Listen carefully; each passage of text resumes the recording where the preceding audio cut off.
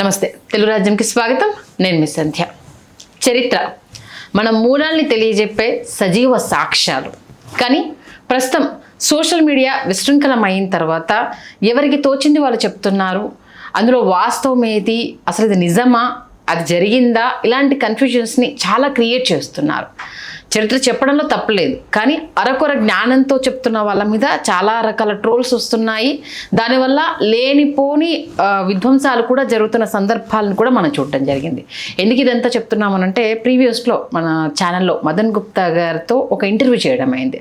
ఆలయాల గురించి, మన మొదటి విద్యామంత్రి ఎవరు, ఇలాంటి అనేక అంశాలను చేసిన నేపథ్యంలో మన సీనియర్ పొలిటికల్ అనలిస్ట్ చింతా రాజశేఖర్ గారు కొన్ని అభ్యంతరాలను లేవనెత్తారు.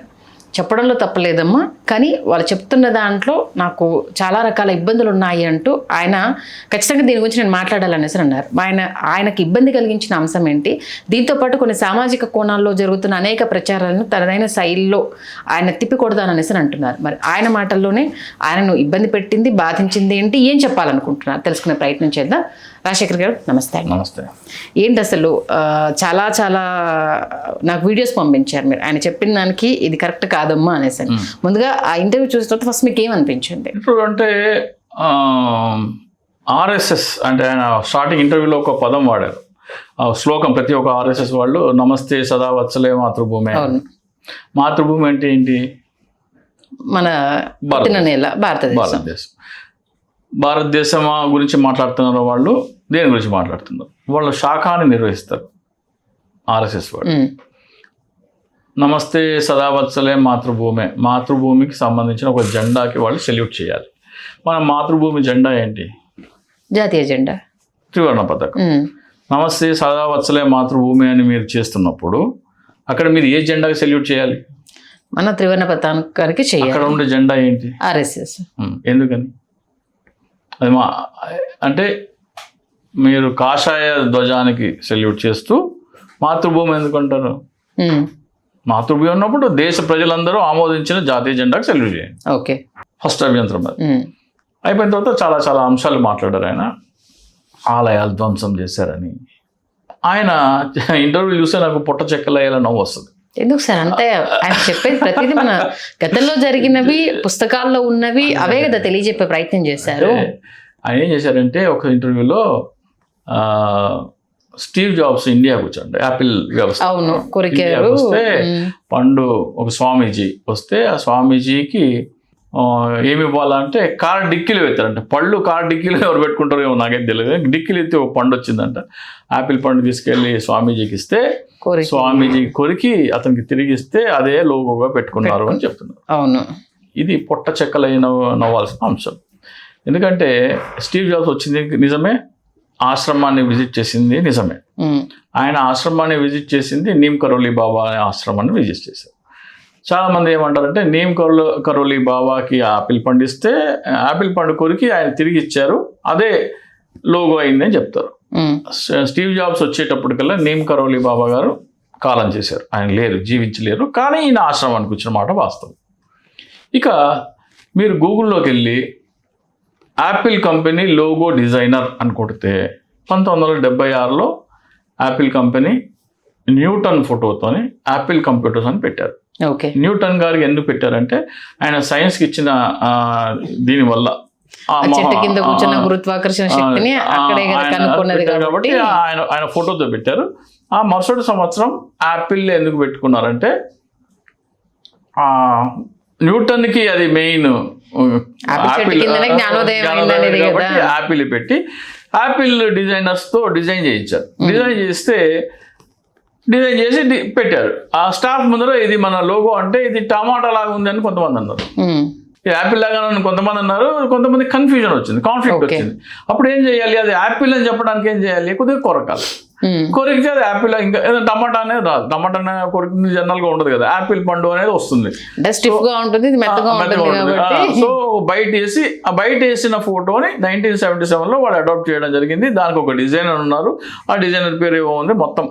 ఆ తర్వాత ఫస్ట్ ఏమో ఇంద్రధనుస్సు రంగుల్లో ఉండేది, తర్వాత ఎలా రూపాంతరం చెందింది అనేది యాపిల్ లోగో గురించి మనం గూగుల్ చేస్తే మనకు వచ్చే సమాచారం.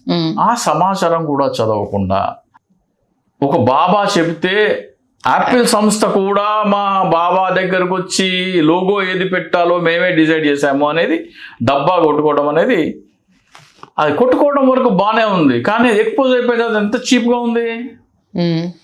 అబద్ధం అని తేలిన తర్వాత ఎంత చీప్గా ఉంది. బట్ ఎవరు ఖండించలేదు సార్ దాన్ని పెద్దగా. అది చెప్తున్నా కదా, నీమ్ కరోలి బాబా అని కొట్టండి.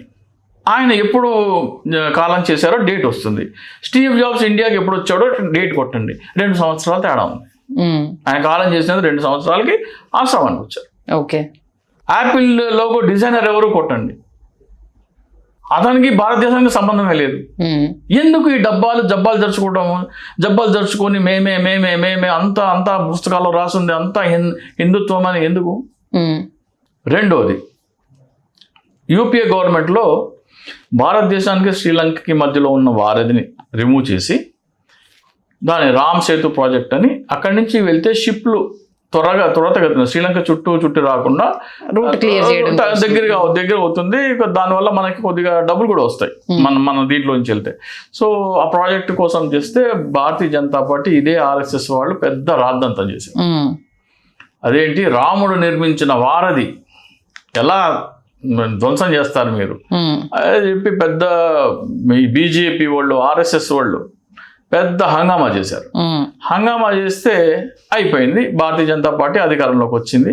అధికారంలోకి వస్తే ఇప్పుడు ఇదే మదన్ గుప్తా ఏమంటాడు, శ్రీలంక రావణ లంక కాదంటాడు. ఇప్పుడు మనం శ్రీలంక అంటాం కదా, శ్రీలంక రావణ లంక కాదు. ఇప్పుడు నేను దాన్ని ఇది ఎక్కడ ట్విస్ట్ కాదు, నిజం. రీసెంట్ విన్నాను నేను కూడా అది. ఆ వీడియో ప్లే చేయండి దయచేసి. శ్రీలంక రావణ లంక కాదు అంటారు. అంటే అప్పుడు మరి ప్రజలందరినీ చెప్పి మభ్య పెట్టింది ఏంటి? యూపీఏ గవర్నమెంట్లో సోనియా గాంధీ ఒక క్రిస్టియను, రాముడు అంటే గౌరవం లేదు, వీళ్ళు హిందూ ద్వేషులు, దుష్ప్రచారానికి పరాకాష్ట బీజేపీ ఆర్ఎస్ఎస్. రామసేతు గురించి కొన్ని వందల డిబేట్లు ప్లస్ కోర్టులో ఆర్గ్యుమెంట్స్, దాని మీద ఒక సినిమా ఇంత జరిగింది. ఇప్పుడు ఏమంటున్నారు వాళ్ళు, ఇది కాదు, ఇది రామసేతు ఇది కాదు, ఎందుకంటే రాముడు నిర్మించిన రామసేతు వర్ణన ఉంది, అది 100 యోజనాల దూరం ఉండాలి. 100 యోజనాలు అంటే 1200 కిలోమీటర్లు, కాబట్టి శ్రీలంక కేవలం 4 యోజనాలే ఉంది, కాబట్టి ఇది రామసేతు ఇది కాదు అంటున్నారు. దానికి 2 కారణాలు ఉండొచ్చు. ఒకటి, అదాని నేను ఇక్కడ రామసేతు ప్రాజెక్ట్ కడతానని ఏదన్నా ప్రపోజల్ పెట్టాలంటే ప్రజల మనసులో నుంచి ఇది రావణ లంక కాదు అని చెప్పడం కోసం ఈ ప్రచారం మొదలు పెట్టి ఉండొచ్చు ప్రజెంట్ ఇప్పుడు. ఎందుకంటే ఇప్పుడు వ్యాపారం వీళ్ళు చేసుకోవాలి కాబట్టి.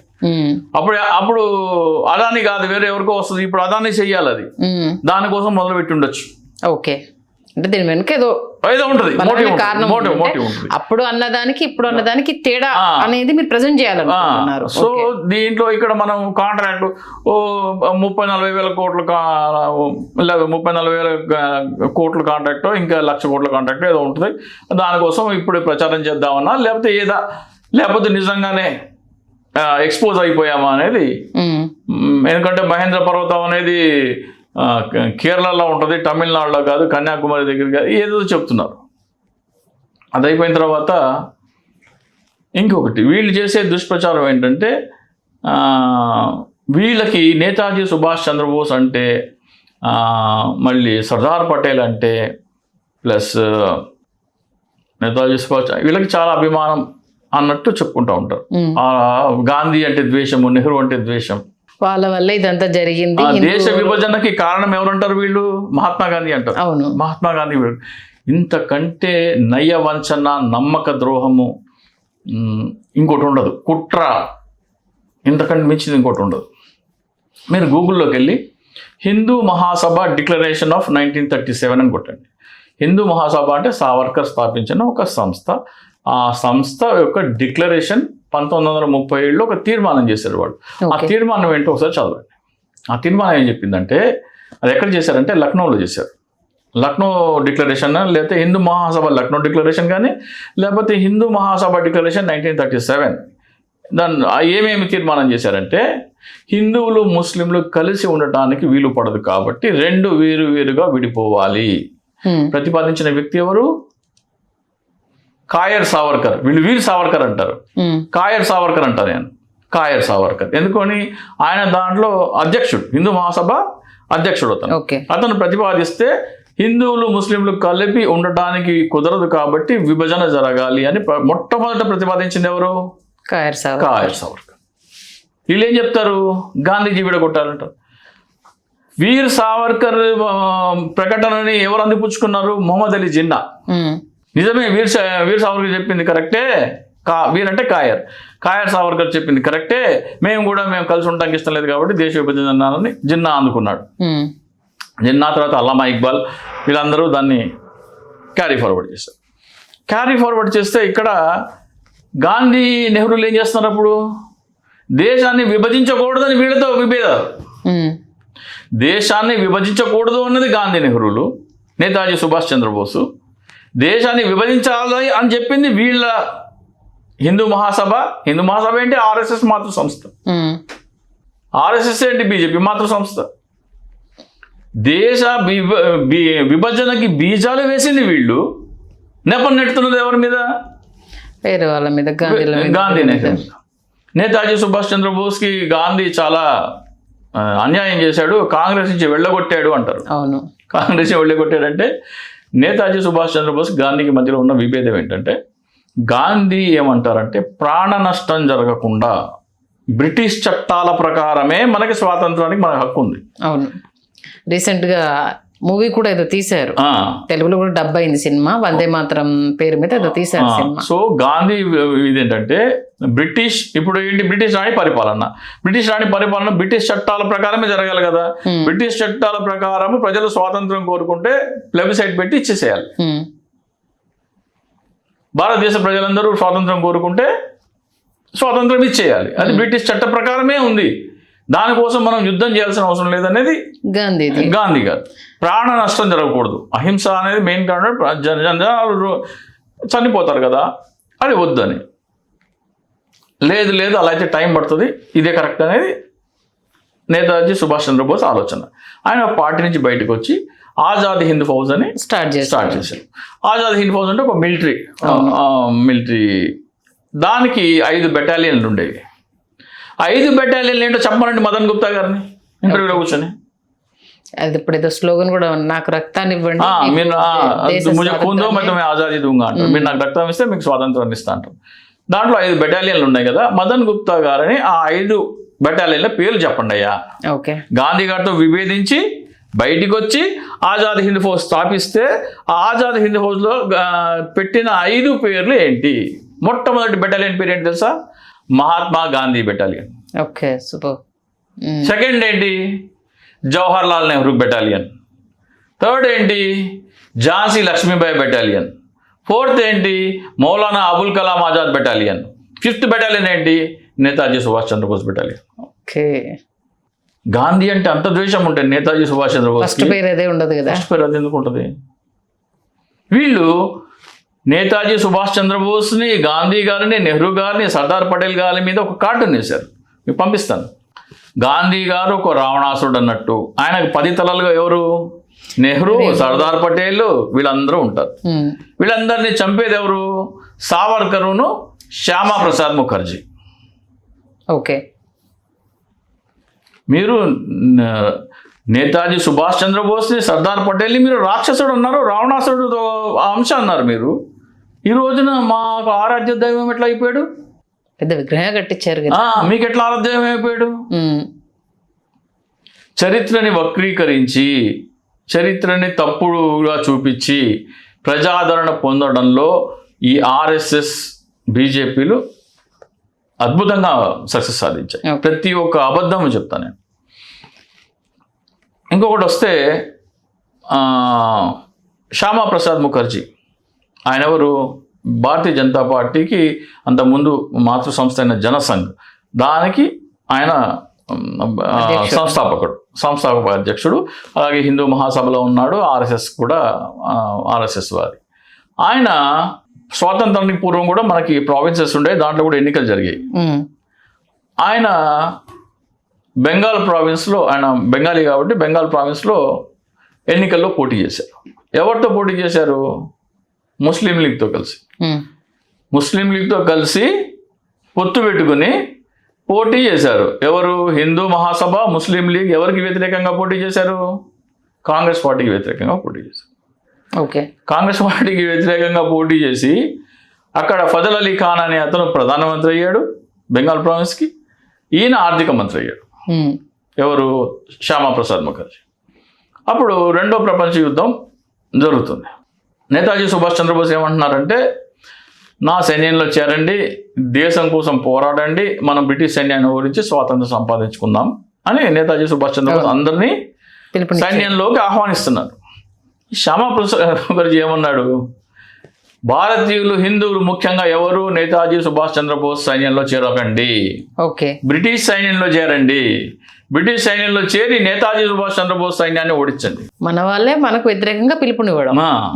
స్వాతంత్రం కోసం పోరాడుతున్న నేతాజీ సుభాష్ చంద్రబోస్, ఏ నేతాజీ సుభాష్ చంద్రబోస్ అయితే మీరు ఈ రోజున భుజాల మీద మోస్తున్నారో, ఆ నేతాజీ సుభాష్ చంద్రబోస్ సైన్యానికి వ్యతిరేకంగా బ్రిటిష్ సైన్యంలో చేరి నేతాజీ సుభాష్ చంద్రబోస్ని ఓడించండి అని పిలిపించిన నాయకులు మీ భారతీయ జనతా పార్టీ మాతృ సంస్థ అయిన జనసంఘ వ్యవస్థాపకులు శ్యామాప్రసాద్ ముఖర్జీ. ఓకే. ఎవడు దేశద్రోహులు? ఆజ్యం పోసిందే మీరు. ఆజ్యం పోసింది అది సరే, దేశ స్వాతంత్ర పోరాటానికి వ్యతిరేకంగా. అలాగే ఫజల్ అలీ ఖాన్తో శ్యామాప్రసాద్ ముఖర్జీ బెంగాల్ అసెంబ్లీలో ఒక తీర్మానం చేశాడు. క్విట్ ఇండియా మూవ్మెంట్ని ఉక్కు పాదంతో అణిచివేయండి ఓకే అని తీర్మానం చేసి బ్రిటిష్ రాణికి లెటర్ రాశాడు. మీరు భారత స్వాతంత్ర పోరాటాన్ని ఏమాత్రం ఉపేక్షించకండి, ఉక్కు పాదంతో అణిచేయండి, మేము మీ పాలనలోనే ఉంటాము, మాకు స్వాతంత్రం అవసరం లేదు. ఎవరు రాశారు? శ్యామాప్రసాద్ ముఖర్జీ. ఆ శ్యామాప్రసాద్ ముఖర్జీ ఎవరు? బీజేపీ వ్యవస్థాపకుడు. మీరు వచ్చి మాకు ఈ రోజున దేశభక్తి నీతులు చెప్తే మేము నోట్లో వేసుకుని వినాలా? ఇంకోటి కూడా ఏదో వీడియో పంపించారు విద్యాశాఖ మంత్రికి సంబంధించి. విద్యాశాఖ మంత్రి ఇరానియన్లు, అతను ఎవరో ఇరాన్ నుంచి వచ్చారని చెప్పారు. అంటే మన విద్యా వ్యవస్థ ఇలా భ్రష్టు పెట్టడానికైనా, విద్యా వ్యవస్థ అంటే అప్పుడున్న గురుకులాలు పోయి ఇది రావడానికైనా అతనే మూల కారకుడు అని చెప్పేసి చెప్పారు. ఎవరు? ఆయన ముస్లిం కాబట్టి, మౌలానా అబుల్ కలాం ఆజాద్ ముస్లిం కాబట్టి ఇరాన్ నుంచి వచ్చాడని చెప్తున్నారు.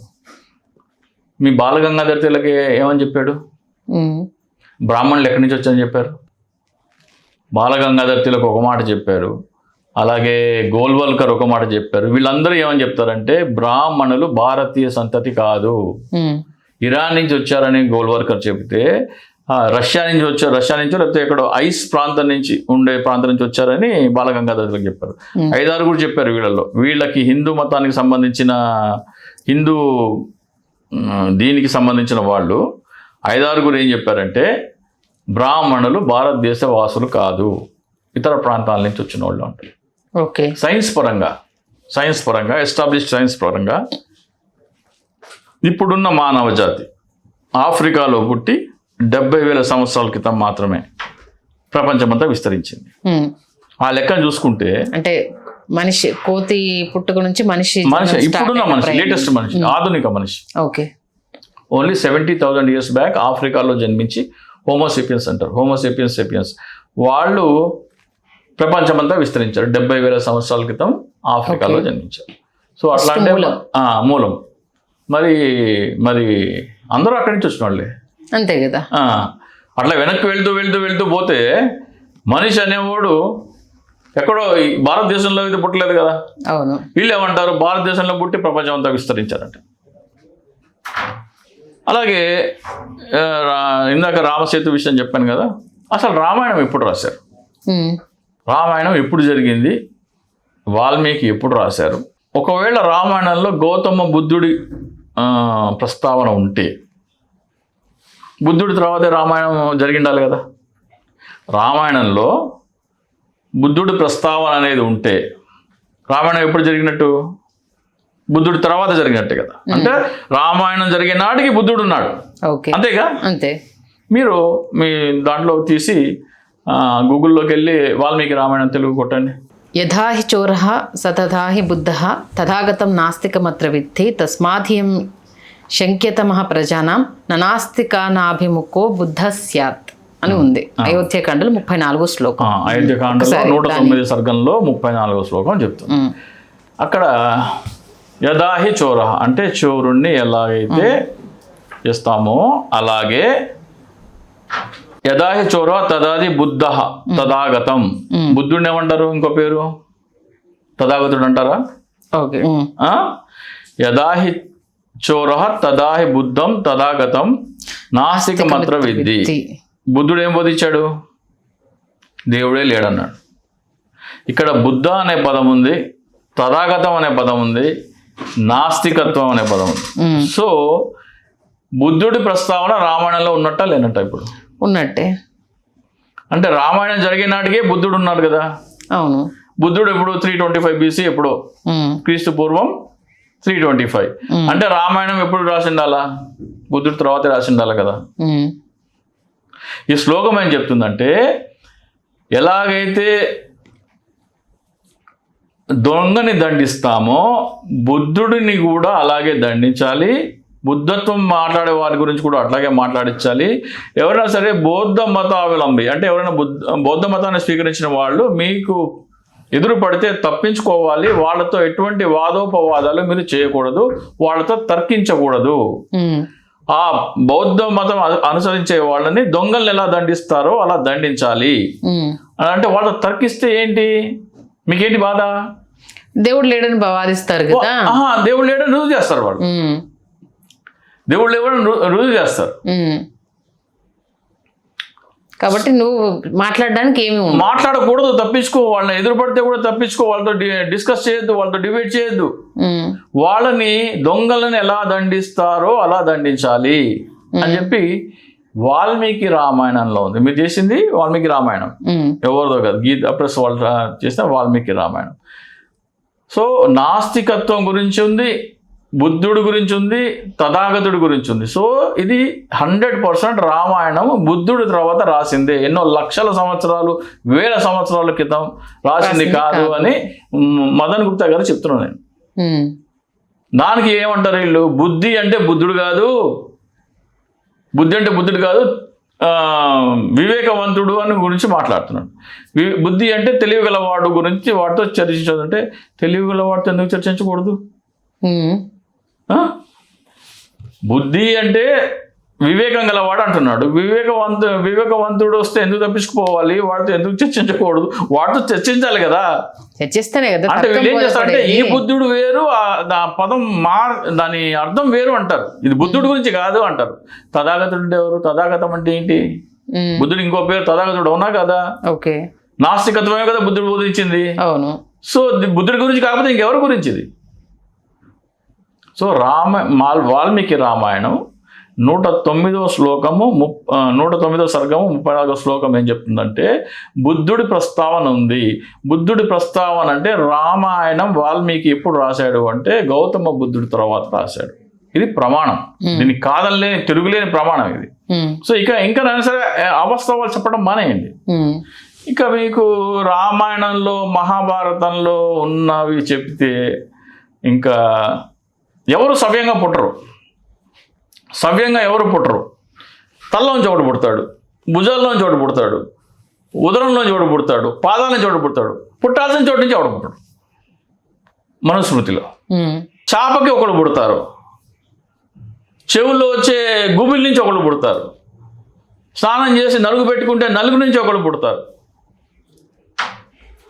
ఇవన్నీ సైన్స్కి వ్యతిరేకం కదా. ఇవన్నీ ఎందుకు వచ్చినాయి ప్రచురణ? ఇవన్నీ ఎందుకు వచ్చినాయి? బుద్ధుడు కాలంలో దేశం మొత్తం అందరూ సమానమే సంచరించి చెప్పాడు. దీంట్లో కుల మతాలు ఏమీ లేవు, అందరూ సమానమే అనేటప్పటికల్లా మాకు సమాజం మీద ఆధిపత్యం ఉండాలి. అంటే వేద కాలంలో, అంటే బుద్ధుడి కంటే ముందర వేదాలు ఉండేవి. అది కూడా ఋగ్వేదం ఒకటే ఉండేది అంటారు. మరి అది కూడా ఎంతవరకు ఇంకా రాబోయే రోజుల్లో మనకు తెలుస్తుంది. కానీ ఆ వేద కాలంలో బ్రాహ్మణులు సమాజాన్ని మొత్తం వాళ్ళ కంట్రోల్లో పెట్టుకునేవారు. మేము చెప్పిందే కదా, నీకు ఏ కష్టం వచ్చినా సరే దానికి ఉపాయం మేమే చెప్తాం. చదువుకోవడానికి మేమే అర్హులం, చదువు చెప్పేందుకు మేమే అర్హులం. మేము ఎవరికి చదువు చెప్తే వాళ్ళే చదువు నేర్చుకోవాలి. ఎవరు నేర్చుకోవాలి? రాజులు క్షత్రియులు వచ్చి వేద పాఠశాలలో యుద్ధ విద్య విలువిద్య ఇవన్నీ నేర్చుకోవాలి. మేమే చెప్తాం. మేమే ఎవరు చదువుకు అనర్హుడో ఎవరు అర్హుడో మేమే డిసైడ్ చేస్తాం. మొత్తం సమాజాన్ని వాళ్ళ కంట్రోల్లో ఉంచుకోవడం. ఆ తర్వాత కులాలు వర్ణాలు. ఇప్పుడు రామాయణంలో శంభుకు వధ గురించి తెలుసా మీకు? ఐడియల్స్. శంభుకుడు అనే ఒక వ్యక్తి రాముడు మన రావణాసుడు వధ తర్వాత సీతా సమేతంగా వచ్చి పరిపాలిస్తున్న రోజుల్లో ఒక వృద్ధ బ్రాహ్మణుడు వచ్చి అతని కొడుకు చనిపోతాడు. కొడుకు చనిపోతే రాముడి దగ్గరికి వచ్చి అకాల మృత్యు పొందాడు నా కొడుకు.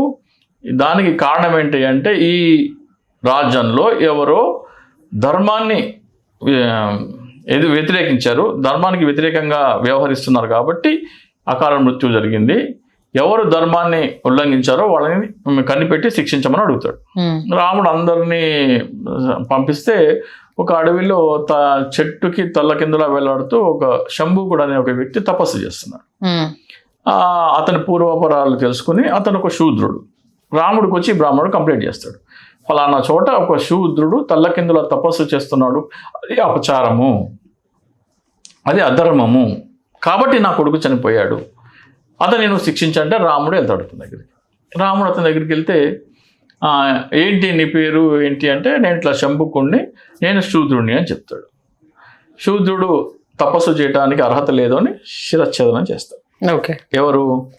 శ్రీరామచంద్రుడు. ఎందుకంటే శూద్రుడు పూజ చేయడానికి అర్హుడు కాదు. ఇది దేంట్లో ఉంది? ఇది వాల్మీకి రామాయణంలో. సో వాల్మీకి రామాయణం ప్రకారము శూద్రులు పూజలు చేయకూడదు, తపస్సు చేయకూడదు. మనుస్మృతిలో కూడా అదే ఉంది. ఒకవేళ ఎవరైనా సరే తపస్సు చేస్తే దాంట్లో మిగిలిన సామాగ్రి కూడా శూద్రులకి ఇవ్వకూడదు. మీరు తపస్సు చేస్తున్నారు అనుకోండి, సామాగ్రి ఉంటాయి కదా, అవి ప్రసాదాలు కానీ ఏవి మిగిలితే శూద్రులకు ఇవ్వకూడదు. శూద్రులు వేద మంత్రోచ్చారణ వినకూడదు. ఒకవేళ వింటే అతని చెవిలో సీసం కరగబెట్టి పోయాలి. ఒకవేళ శూద్రుడు మంత్రోచ్చారణ చేస్తే, దొంగచాటుగా విని చేస్తే అతని నాలికలో శూలం దింపాలి. సో శూద్రులు హిందువులు కాదు. వాల్మీకి రామాయణం ప్రకారం కానీ లేకపోతే మీరు మహాభారతంలో కొన్ని శ్లోకాలు కానీ మనుస్మృతిలో కానీ శూద్రులు పూజ చేయడానికి అర్హులు కాదు. అంటే దేవతార్చనకి పనికిరారు, అంటే వాళ్ళు హిందువులు కాదు. శూద్రులు హిందువులు కానప్పుడు మరి ఇంకేంటి? ఇప్పుడు నేను అంటున్న మాటలు కాదు, మీకు నేనేదో చెప్తున్నాను కాదు, మీకు ఇది కూడా ఇస్తాను.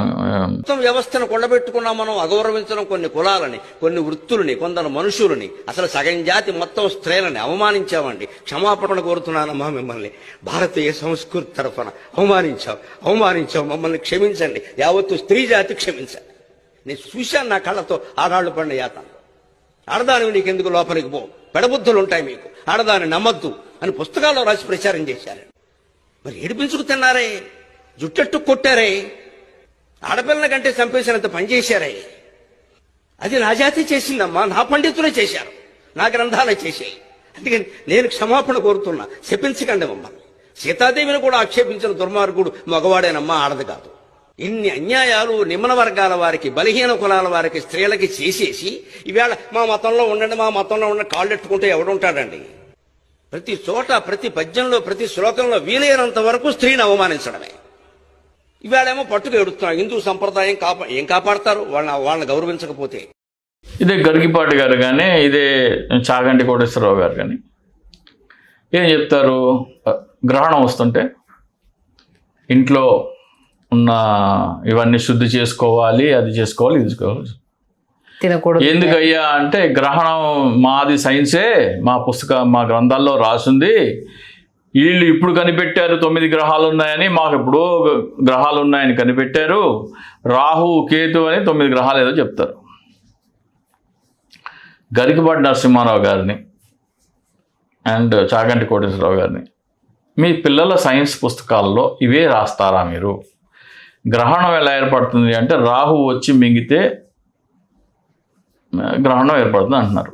మీ పిల్లల సైన్స్ పుస్తకాల్లో మీరు ఇవే రాస్తారా? వాళ్ళే కాదు, పూజ చేసే ప్రతి ఒక్కళ్ళకి నవగ్రహాల పూజ చేసి ఇవే ఆ 9 గ్రహాలు, వాటి అనుగ్రహం ఉండాలి అని చెప్పి పూజలు చేసే వాళ్ళకి మీరు చెప్పే రాహు గ్రహము సూర్యమండలంలో ఎక్కడుంది, మీరు చెప్పే కేతు గ్రహము సూర్యమండలంలో ఏంటి చెప్తారు కదా. జూపిటర్ కూడా చెప్తారు, సాటర్న్ కూడా చెప్తారు, మెర్క్యూరీ కూడా చెప్తారు కదా. రాహు అంటే సౌర్యమండలంలో ఏంటి, కేతు అంటే ఏంటి, ఆ గ్రహాలు అడ్డొస్తేనే మీకు గ్రహణం ఏర్పడాలి. అంతే కదా. అవును. రాహుకేతు గ్రహాలు లేనే లేవు. అవి చంద్రుడికి ఉత్తర ధ్రువం ఒకటి, దక్షిణ ధ్రువం ఒకటి. రాహుకేతుడు చంద్రుడు ఉత్తర దక్షిణ ధ్రువాలు, అవి గ్రహాలు కాదు. ఇక్కడ మీరు పూజలు చేసేస్తే ఎట్లా స్వచ్ఛమైపోద్ది? దానికి దీనికి ఏంటి సంబంధం? మీ పిల్లలేమో సైన్స్ పుస్తకాల్లో సైన్స్ రాస్తారా? వాళ్ళేమో మంచి మంచి ఉన్నత పదవులు చదువుకొని ఉద్యోగాలు చేస్తూ, విదేశాల్లో కూడా ఉద్యోగాలు చేస్తూ వాళ్ళు సైంటిస్టులు, డాక్టర్లు, ఇంజనీర్లు, సాఫ్ట్వేర్ ఇంజనీర్లు అయిపోతారా? మీరు ప్రజలకి గుళ్ళోకి వస్తే చెప్పేది ఇదా? మీరు చెప్పేది నిజమైతే, మీరు నమ్మితే పిల్లల పరీక్షల్లో కూడా అదే రాయించండి. మీ పిల్లల పరీక్షల్లో ఇది రాయరు, జనాలను మభ్యపెడతారు. ఇవన్నీ చెప్తే మళ్ళీ మీరు హిందువేనా అని క్వశ్చన్ చేస్తారు. నేను నాస్తికుడిని, నేను హిందూ. ఇవన్నీ తెలుసుకున్న తర్వాత స్వామి వివేకానంద ఏమన్నారు? పూరిలో ఉన్న దేవాలయం ఎవరిది? పూరిలో ఉన్న దేవాలయం ఎవరిది? ఒరిస్సాలో ఉన్న పూరి, జగన్నాథ్ దేవుడు అంటే శ్రీకృష్ణుడు, బలరాముడు, సుభద్ర, ముగ్గురు. కానీ స్వామి వివేకానంద ఏమన్నారు? ఇది హిందువుల దేవాలయం కాదు, ఒకప్పుడు బౌద్ధుల దేవాలయము, దానిని హిందువులు ఆక్రమించుకుని జగన్నాథ ఆలయంగా మార్చారని స్వామి వివేకానంద అన్నది. ఎవరు? స్వామి వివేకానంద. ఆయన ఆత్మకథలో ఉంటుంది. ఆయన ఒక పుస్తకం రాశారు, పుస్తకం పేరు కూడా చెప్తాను, ఏ పేజీలో దీంట్లో ఉంది. స్వామి వివేకానంద ఇంకో మాట కూడా మాట్లాడారు. శంకరాచార్యులు, రామానుజాచార్యులు వాళ్ళ శిష్యులు బౌద్ధులని నరసంహారం చేశారు, బౌద్ధ రామాలను కూల్చారు. మనం అన్నారు కదా 34,000 దేవాలయాలు మిస్సింగ్ అన్నారు కదా. 84,000 బౌద్ధ రామాలు ఉండాలి భారతదేశంలో, ఒకటి కనపడదు. నలంద విశ్వవిద్యాలయాన్ని ఖిల్జీ ధ్వంసం చేశామంటారు. ఖిల్జీ కంటే అది 2 సార్లు ధ్వంసం అయింది. చారిత్రక ఆర్కియాలజికల్ దీని ప్రకారము దాన్ని 2 సార్లు దగ్ధం చేయబడింది. ఇస్లాం పుట్టక ముందర ఒకసారి చేశారు. అదెవరు చేశారు? పుష్యమిత్ర శృంగ చేశాడు. పుష్యమిత్ర శృంగ ఎవరు? అశోకుడి తర్వాత 6వ తరమైన బృహద్రథ మౌర్యని హత్య చేసి పుష్యమిత్ర శృంగ వంశాన్ని స్థాపించాడు. మౌర్య అశోకుడు ఏం చెప్తున్నాడు? బౌద్ధం అందరూ సమానమే, కుల మతాలు లేవు. ఇది బౌద్ధం చెప్పింది. లేదు బ్రాహ్మణ ఆధిపత్యం ఉండాలి అని చెప్పేది హిందూ మతం.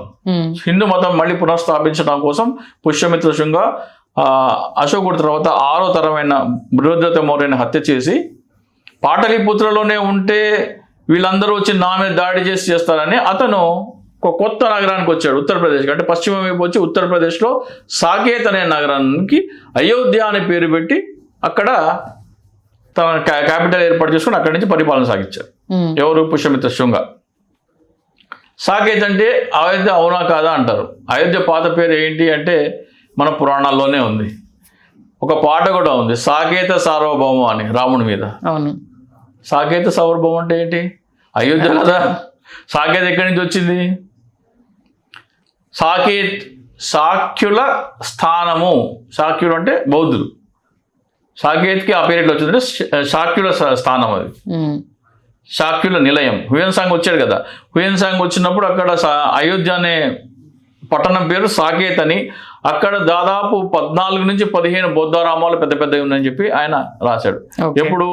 6వ శతాబ్దంలో. ఏమైపోయినాయి అవన్నీ?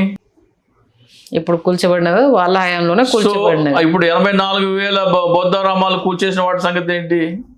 హిందూ దేవాలయాలు కూల్చేశారని మీరు మాట్లాడుతున్నారు కదా, మరి బౌద్ధరామాలు కూల్చేసిన దాని సంగతి ఏంటి? పూరి జగన్నాథ ఆలయం సంగతి ఏంటి? అది కూడా మాట్లాడాలి కదా మదన్ గుప్తా గారు.